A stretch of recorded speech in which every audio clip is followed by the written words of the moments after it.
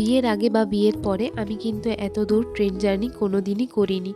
এটাই হচ্ছে আমার ফার্স্ট লং ট্রেন জার্নি, তার সাথে বাবিরও। বাবির প্রায় ২ বছর বয়স হতে যায়, এখনও হাতে গোনা কয়েকটা জায়গা ছাড়া আমি ওকে কিন্তু ঘুরতে নিয়ে যাওয়ার সাহস পাইনি। কারণ ও যে পরিমাণে ছটপটে, দুষ্টুমি করে, আমার তো সামলানো ওকে খুব চাপের মনে হয়।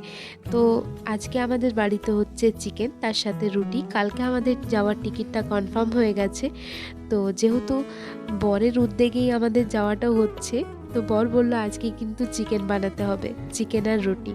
তো ভাবলাম ঠিক আছে, কারণ এতদিন আমরা বাইরে থাকবো, কীরকম কী খাওয়া দাওয়া হবে তার তো কোনো ঠিক ঠিকানা থাকবে না।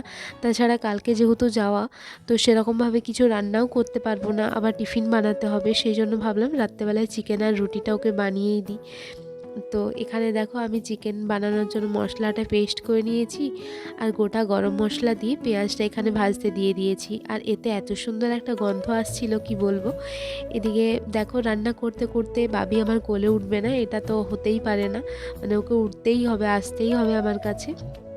ও ওকে হয়তো আমি অনেক সময় না, মানে বাধ্যতামূলক হয়তো আমি কোনো কাজ করছি, ওকে আমি সামলাতে পারছি না, তখন টিভি দিয়ে বসিয়ে রাখি। ও কিন্তু টিভি দেখে না, ও আমার কাছে এসে চুপটি করে দাঁড়িয়ে থাকে বা আমার কোলে চেপে রান্না দেখে। এটা কিন্তু আমার ওর বেশ ভাল লাগে, মানে ওর একা থাকতে একদমই ভালো লাগে না। দেখো তোমাদের সাথে গল্প করতে করতে কিন্তু আমার মাংসটা কষানো হয়ে গেছে, এদিকে আমরা খেতেও বসে গেছি। বর কিন্তু বলছে আজকে মাংসটা দারুণ হয়েছে।